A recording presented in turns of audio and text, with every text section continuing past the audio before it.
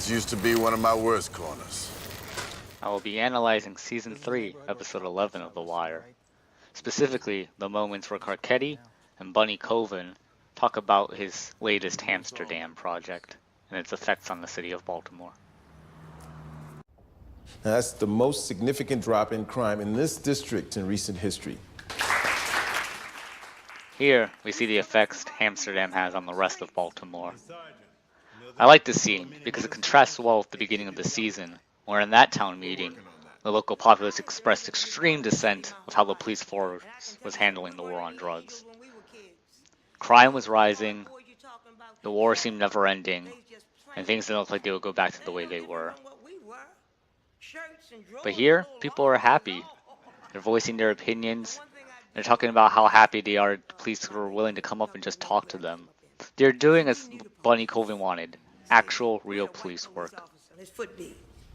And he would be sitting out talking to my mother damn near every night. I mean, just sitting out on her stoop, just talking. And I'm telling you that this man, his name was Frazier O'Leary. You know, he even knew my grandmother by now.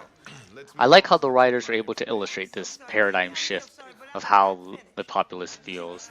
Now, the complaints mostly comprise of mundane everyday things such as noise or whether or not a kid can open up a snow cone and stand on the corner. A black officer came by my stoop. I was sitting out, gave me his card. His name is Reggie Ballard, is his name, right? And he sat and he talked to me. We just talked. And see, now I know his name and face, and he knows my name and face. You see? And I'm going to tell you something. That is how it should be.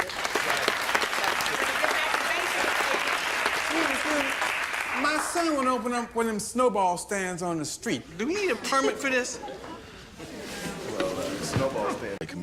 This is also a personal victory for Bunny. He's expressed multiple times how he wants to try anything, something new, to be able to make his district a better place.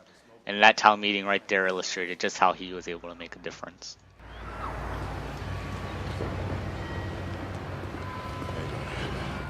Why you really down here, Councilman? I mean, this ain't even your district.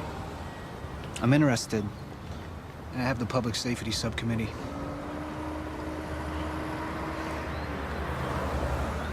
You see that building there?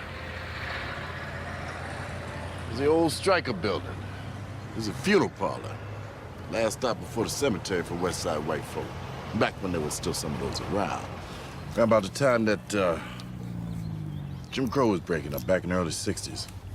Somebody asked old man Striker, they say, Striker, you gonna change your policy and start burying black folk?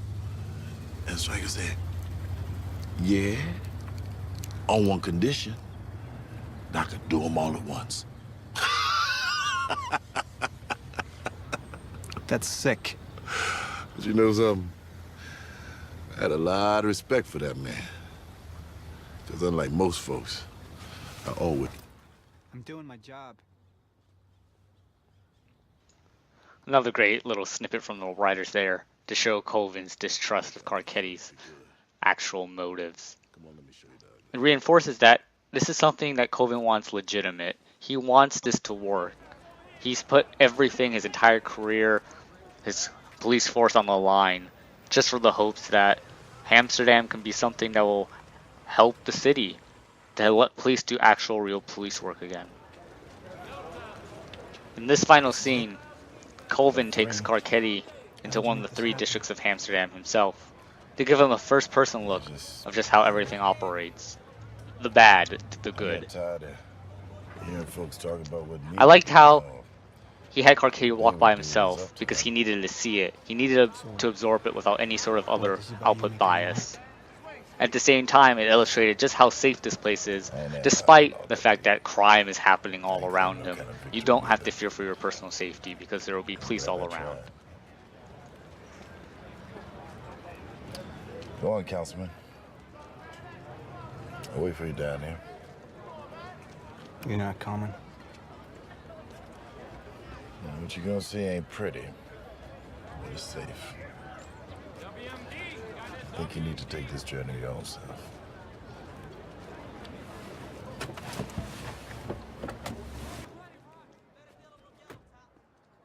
This is perhaps my favorite scene in the whole episode, even with Stringer Bell's death. Because there's no dialogue. You just hear the cacophony in the back, the cliched dogs barking and babies crying to show how bad everything is. You just see Carcetti's expression as he takes everything in. It just kind of hammers in how terrible Amsterdam is, with how much potential it could be for the city. It contrasts well with Bubbles' feared looks at Amsterdam at night.